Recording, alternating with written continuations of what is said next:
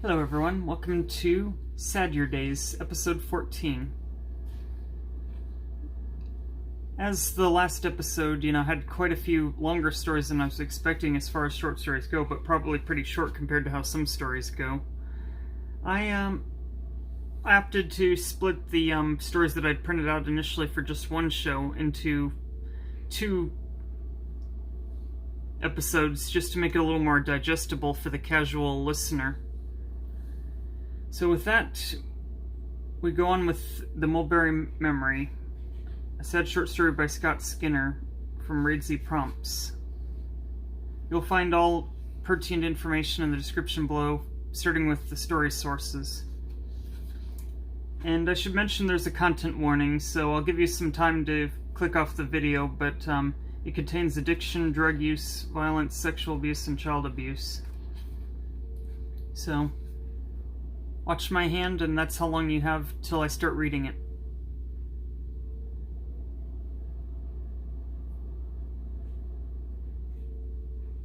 Okay. Well then. Danny's been a good boy for a long time. He's cut back on red meat, only buys organic, never drinks soda, he exercises regularly, presses his clothes, takes 2 showers a day, and shows up on time for everything. His coworkers know him as a reliable team player who cleans the coffee machine. Danny treats himself and others with respect. He smiles and holds office, elevator, building, and car doors. He's patient. He talks to people in every department, even the ones on the engineering team with the bald guy who picks his nose. But there are things that none of these people know about Danny. It's like they're on a beach near a cliff with a cave. They understand the cliff, but are oblivious to the cave. They congregate on the beach around the fire that keeps them warm.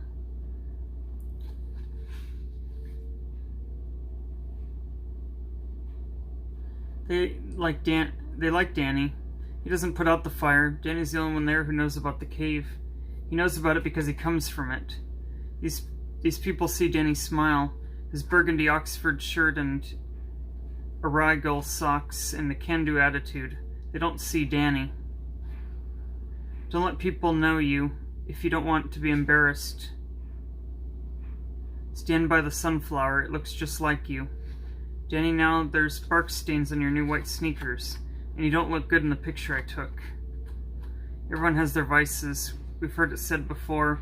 We all live and hear the same things. A human's life is the same as a sand crab's, if we're talking about Danny. Danny, the human sand crab who burrows in the wet sand and gets scooped out and violently hurtled into the crashing waves. Don't worry, life's cyclical. He'll find his way to the beach again. Don't be shy, child. It's just a mulberry bush. Come on in, taste a succulent berry. Promise not to tell anyone. Come now, child, just a bite. Danny tries his best every day. If he has a bad day, it's a really bad day because he's not supposed to have bad days. Danny doesn't want to be ungrateful, which is why rain clouds always turn into storms. Screams into pillows at 6:45 p.m. and it doesn't matter the season. This is what the walls of Danny's apartment witness. Things you try to turn into things you do, just turn into routine, turn into habit, turn into burnout. The word burnout was coined by Herbert J. Freudenberger in 1974. He borrowed the metaphor from drug users who used it to describe their rock bottom. Danny always thought his rock bottom would be associated with his past. His drug use, those years of living in the cave. It wasn't supposed to be the 9 to 5 that brought him down. Sober for 5 years, which is nothing. Danny has the impulse and it needs to be fed. The costume is not drug use, it is business casual. Appearance is everything to adults. Young children don't care. They're capable of taking in so much that they can't focus on one thing. He looks so fit. Eucalyptus, can you spell it? Come on, it's part of the game. Take it off. You do have to do it. Do it. Take your impulsiveness and put it into a ball. Fill up the ball until it turns into a balloon. Wherever you go, it follows. But only pay attention to it enough to ensure that nothing has fallen out. Okay, Danny?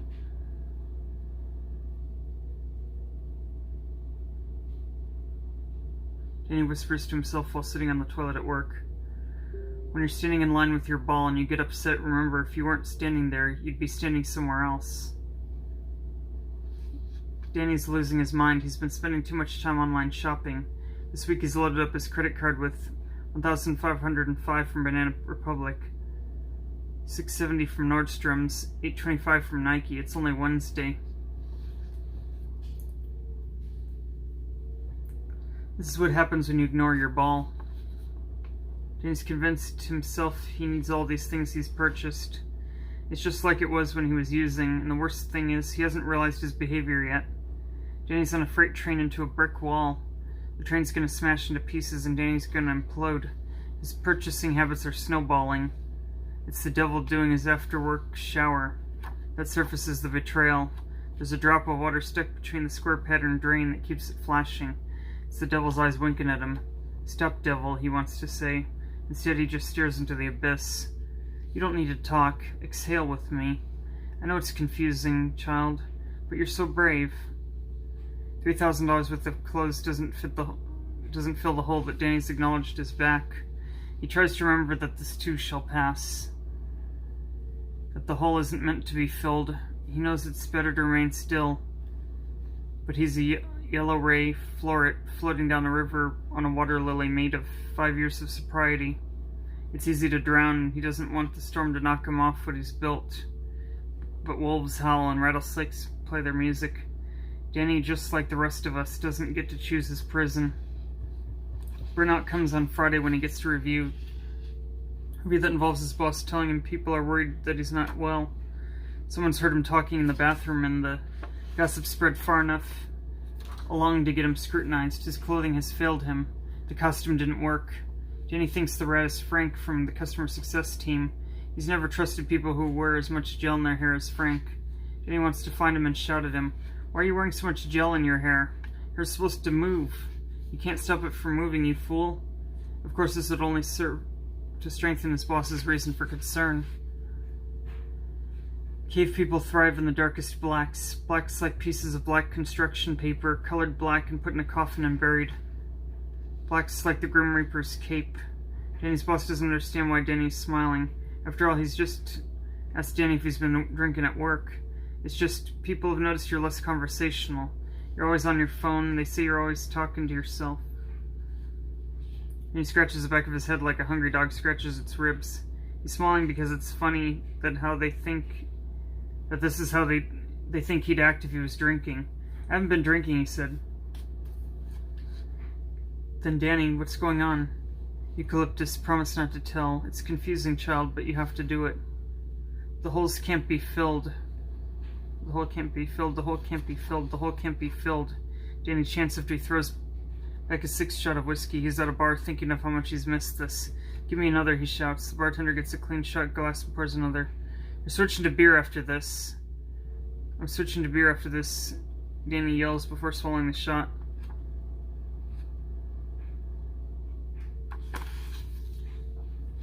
It's burnout that's brought him here, the pressure of 5 years, the hole that can't be filled. Storm on the horizon, sobriety has fallen out of his ball, and now the floodgates are open. A squirrel tightrope walks on the fence outside the window of the bar's bathroom that Danny's pissing in. A moment of clarity happens before the descent into the cave. It's the realization of one's behavior, the recognition of the demon, which drives them further into the dark to grapple with despair. Danny thinks his life has been a series of failures. Since childhood, it started the day he ran away to the orchard and met that man, and it's continued and will forever.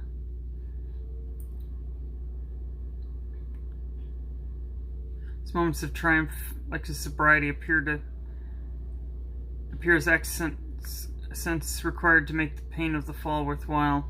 The squirrel doesn't fall off the fence and never drops out of its tree. It's not a sand crab being thrown into the crashing waves.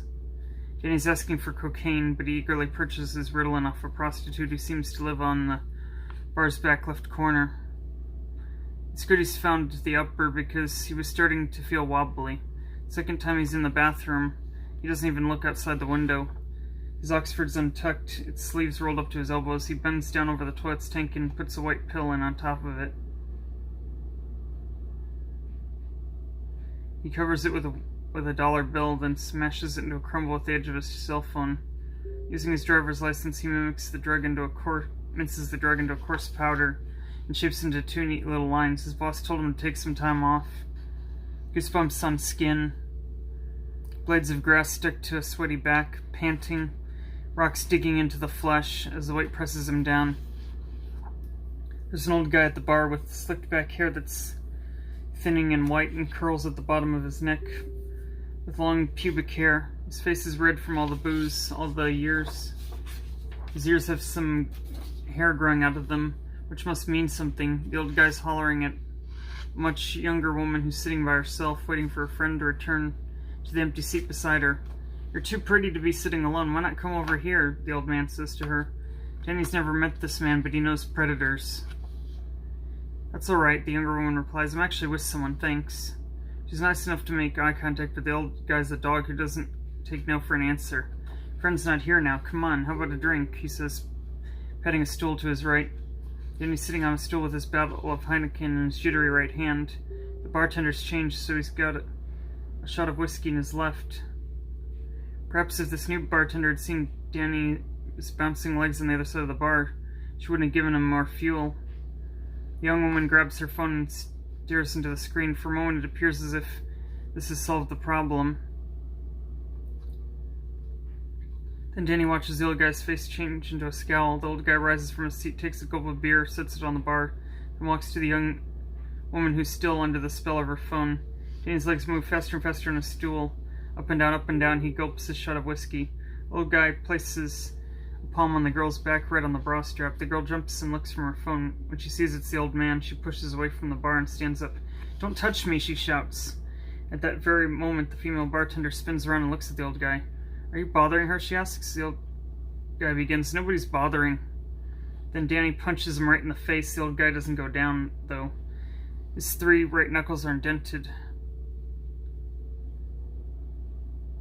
Danny doesn't notice he's broken his hand. The old guy calls Danny a pussy. At the same time, the bartender demands they get the fuck out of the bar. The young woman's already disappeared. He's been in fights before, but it's been 5 years. He's not been prepared for what's to come. The old guy knocks Danny square in the nose and the blood splatters out of his nostrils. Then he puts Danny into a headlock and starts working on his eye sockets, blow after blow over the bartender's plate to take it outside. The old guy smashes his fist into Danny's face. It lasts 45 seconds, and when the old guy lets go, Danny falls to the floor. "I'm a fucking veteran," the old guy shouts. "I'm calling the cops," the bartender yells back. The old guy gives her the finger and walks out the front door with Danny's blood and eyelashes caked in between his knuckles. Danny's mouth tastes like sucking on gauze pads post-wisdom tooth surgery. Ooh, that hits close to home with what happened recently. Yeah, I had some distractions, so that's the long story short. I can definitely feel this one. He's on his hands and knees on the sticky floor and doesn't notice his hands are broken. He brings his feet together himself. His face doesn't look like it's been busted with a baseball bat.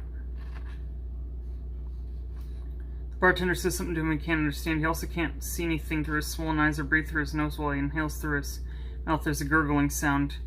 "I know it's confusing, child." Goosebumps on skin, the weight on top. "A visit to the mulberry bush. Don't let people know you if you don't want to be embarrassed."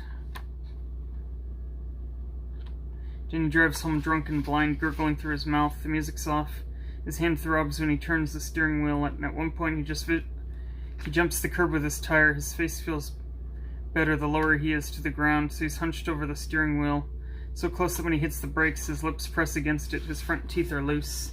Everything is blurry. He only sees the color of the lights and shapes around him. He feels terrible pain in his temples. It's aching like a headache, but on the outside of his face. He feels sorry for himself and becomes emotional. "I can do better," he mumbles. "I can do better." Soon he's crying. It's very painful for his eyes to shed tears.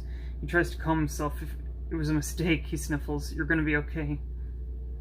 At the next stoplight, the police car pulls up behind him. Danny doesn't even notice. Traffic gets going and Danny starts to swerve. The officer hits his lights.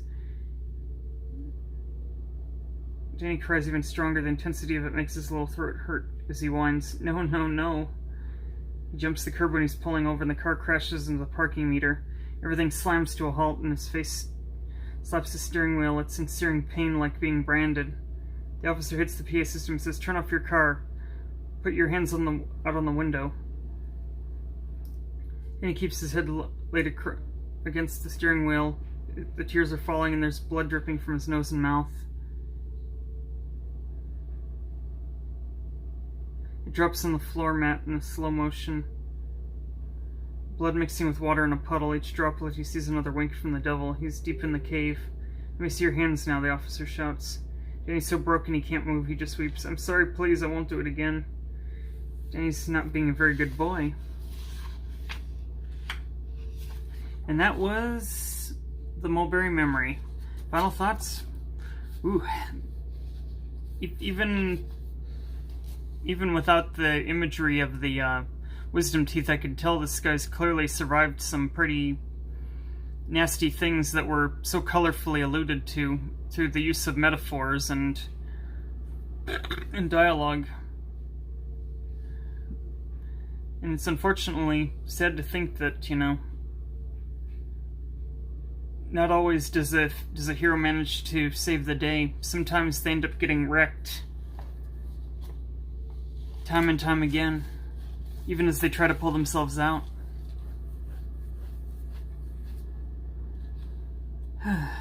That's pretty much all the commentary I have on that particular piece. Now we move on to Do Not Resuscitate.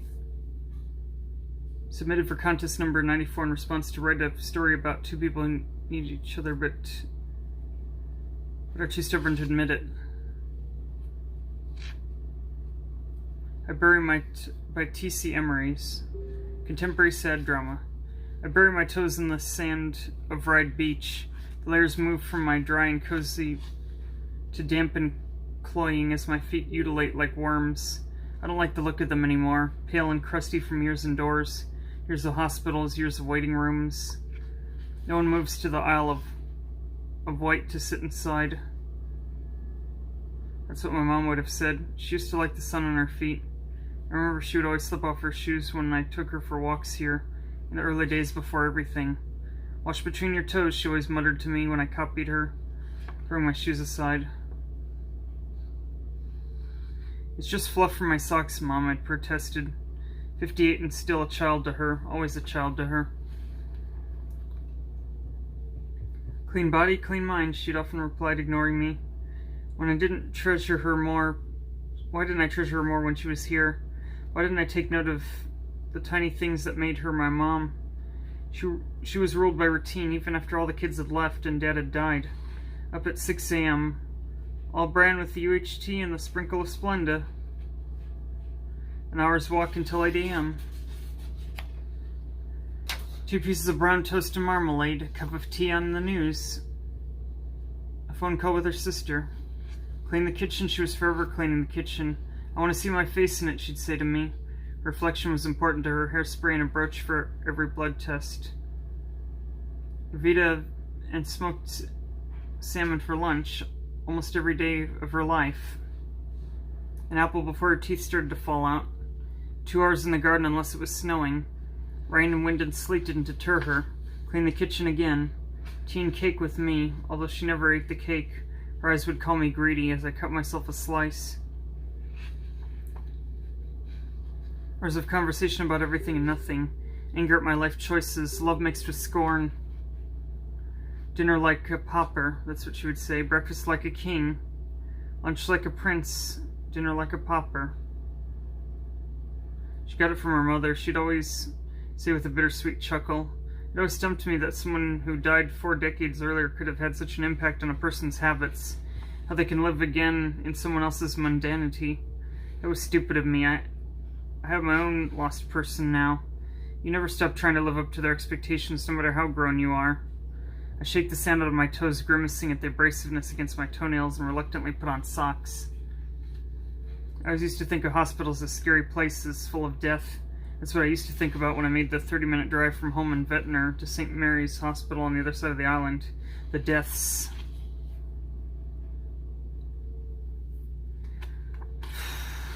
How many people gone by the time I've parked? How many families grieving that still had a family member this morning? She had a good morning.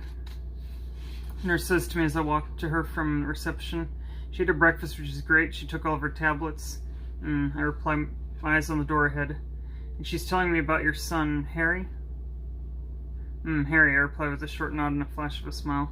She's so proud that you got into Cambridge. Isn't that wonderful news? Harry graduated years ago. That was 2 children ago, 2 wives ago, 2 Toyotas ago. Still, my heart glows every time she tells someone that story. I smile, wondering if my cheeks will burst before I reach the double doors that feel so far away. She remembered Harry last time he visited, although she was a little afraid of his kids.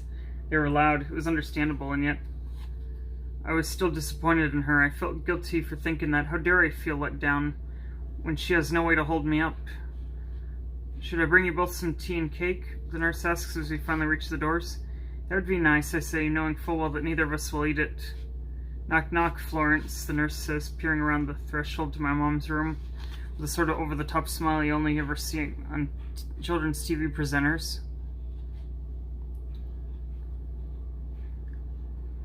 Good, the cleaner's finally here, Mom grumbles.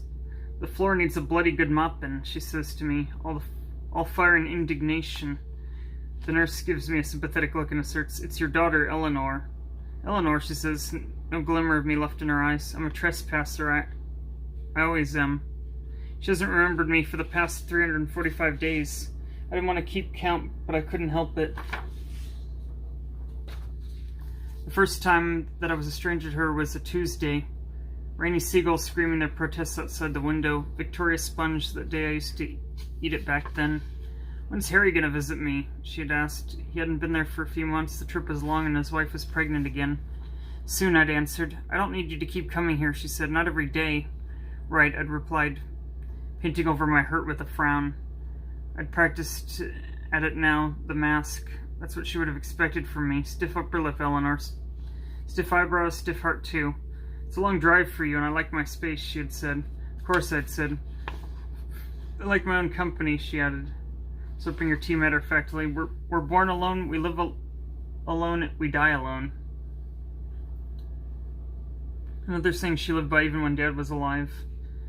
No one ever quite lived up to her standards, certainly not the love of her life. Glad to hear you'll be okay without me, I replied. She rolled her eyes, but didn't say anything.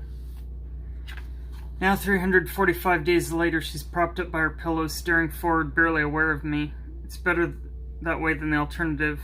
Fear, anger, confusion. Sometimes she thinks I'm someone else, an old friend, an old enemy, her mother. I try to play along normally to keep her calm, to accept her version of reality. She doesn't want me to challenge it. Mom, it's me, I say, hoping my voice will trigger her memory, but it doesn't. She looks me up and down, trying to make sense of me, and eventually leans back with a sigh. Did you forget your mop, she says. Yes, and I'll go get it in a moment, I say. I'm just gonna sit here for a moment to rest my legs. Why should you rest, she snipes. You've done nothing all day. That's the spark of the old her. Everyone did nothing in her eyes. No one worked as hard as she did. A midwife in post-war Britain at the height of the baby boom. You're right, I say, if only to make her feel powerful for a moment. I stand up and walk around the room. There are cards on magnetized board behind her head. At first they were, get well soon, and now they're thinking of you. Everyone knows she can't get well at all. As I walk around the edge of the bed, I see her file's been left open. Her temperature is taken daily as a precaution against infection. I turn the page and my heart stops. Black letters, ink smudged carelessly like it was stamped in a hurry. Do not resuscitate. Mom, what's this? I ask frantically, showing her the form. Stop asking me questions, she mutters. Please, Mom, look, I say, holding it out to her. She's not there. I can tell by the way she purposely ignores the form and looks me in the eye. When I was your age, I had 3 grandchildren on my knee, and I was still working 40 hours a week. Your generation doesn't know you're born standing about all day. I have to remind myself she's more fragile than her thorns make her look, so I don't lash out. There are years of words there, words that would dissolve her and reform me. The nurse arrives with our cake. DNR? I ask her. Why does her form say DNR? Oh, the nurse says, putting the plates down and peering at the form as I hold it out. Florence or Miss Miles, I spoke to the doctor a few weeks ago about it. That was her decision. I have power of attorney, I say, eyes flashing at what should be anger. But it's just electric panic. How did this happen? The doctor must have assessed that she was lucid enough to make the decision. Lucid enough, I hissed, pulling the nurse outside Mom's room. She thinks I'm the cleaner. How could you possibly be lucid enough to make this decision? I'm sorry, I don't know, the nurse flounders, and I feel a pang of pity for her. I'm taking out my frustration on the wrong person. I'll get the doctor, she adds, hurrying down the corridor. I return to the room. Eleanor, Mom says, what's going on? I stutter. 345 days. I want to say it's nice to see you, Mom. I want to hug her, but I can't bring myself to do it. I'm furious with her, and I don't know how long I have her for. This day, this minute, this moment. Did you tell the doctor you don't want to be resuscitated, I asked, my attempt to avoid sounding accusatory coming off as patronizing instead. Don't take that tone with me, she says, and for once I agree with her. What's it to you? She's gone again. I try to imagine what Mom would have replied. Yes, I did, she would have said. It's my choice. But why, Mom? Why do you want to die? I would have asked. If it's my time, she would have said. I sit back down in the armchair and lean forward with an exasperated sigh. What's it to me? I say, shaking my head. I'm your only child, Mom. It's everything to me. She looks at me for a second. I think she's about to say my name again. Her eyes crease just as they did once before. I was caught stealing once, just a chocolate bar. I did it for the feeling that I craved, knowing there'd be consequences. I wanted punishment. I wanted my parents to look at me with disappointment, because at least they'd be looking at me. Dad, had been livid. A thief, a common thief. What do you think will become of you? Do you not appreciate this house? The clothes on your back, the jobs we work to keep you fed? You're no daughter of mine. I stood nodding sadly, taking my verbal lashing graciously, waiting for the deliciousness of Mom's anger. She always did anger skillfully. Dad was a butcher's knife, Mom was a razor. But there was only silence. I looked up, trying to keep my eyes that humble shade of blue I needed to wear in the moment. But curious as to why the fire hadn't started yet, she was smirking. It was the face of two halves, thundering brows, a cracked cheek, a smile, but it was unmistakable. She looked proud. That's what I see in her now. The look just between us, the one Dad didn't see. The moment I'd first known she wasn't all explosions and dread. She opens her mouth and closes it again and looks away. Aren't you supposed to be mopping the floor? And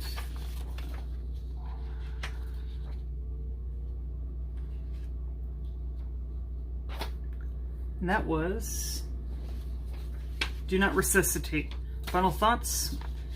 Very vivid depiction of someone undergoing hospice care, where they're at their end of days. I personally had a great-grandmother that died of Alzheimer's when I was 13, and while I didn't get to ever see her, from what people had said of her updates, you know, like, did she remember so-and-so and all that, this definitely sounds like the kind of thing that would be talked about in this way.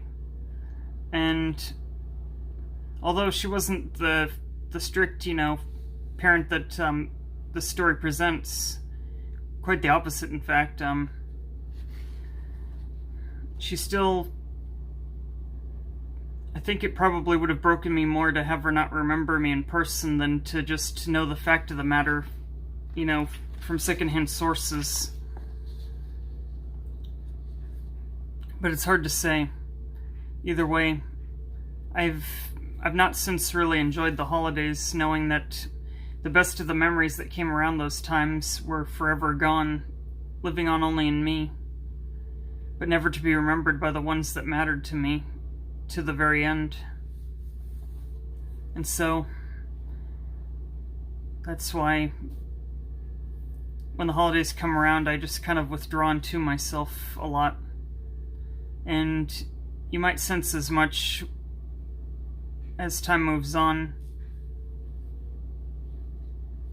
But that's pretty much all I have to say about that particular story. Now we finish our set of stories with One Step by Gian M. Lejeune, I think it's pronounced. Alright, it says T.W. Gore. One step will lead you to another, and you'll free from the loop. Free to live the rest of your life. Just walk away. Cameron ignores his reflection, waving from the store windows across the street, opting to focus on the sky instead. Watching the scaffolding above the entrance to the cinema with wary intention. Sneaking looks in between, nodding to Felix's excited commentary on the inconsistencies between the third and fourth installments of It's been so long he can't even remember what movie it is.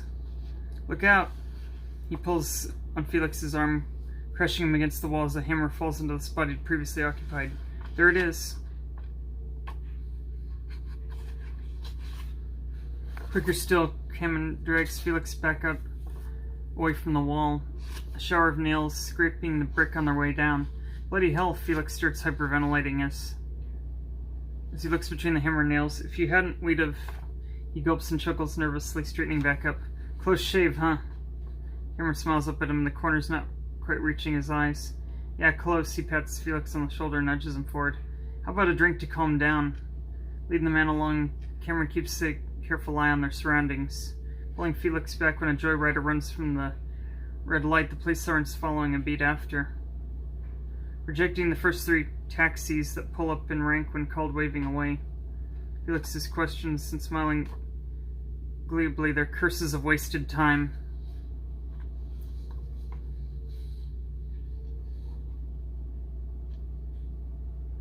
Cam, you know Spoons is closer, right? We're not going to fucking Spoons.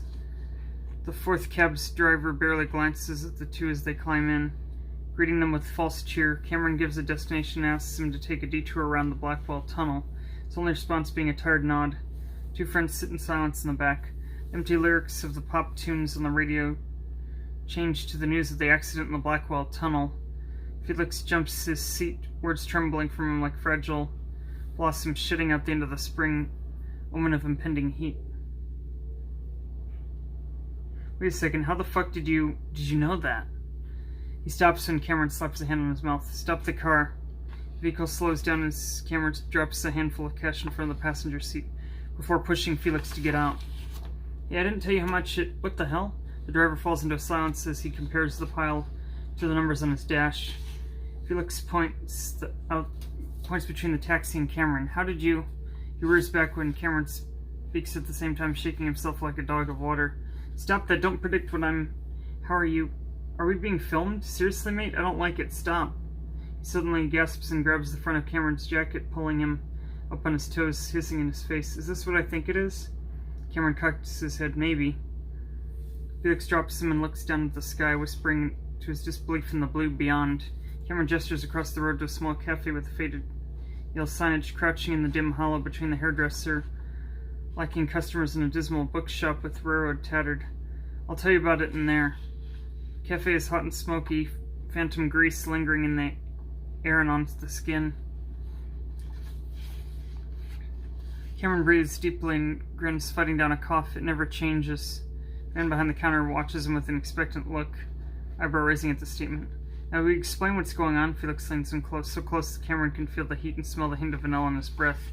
Cameron shifts in his seat. We're stuck in a time loop. Felix taps on the table. Okay, but the fact you can't remember anything means it's just you in the loop. In fact, I can't remember anything means it's just you in the loop. Cameron frowns and pinches his nose. I guess.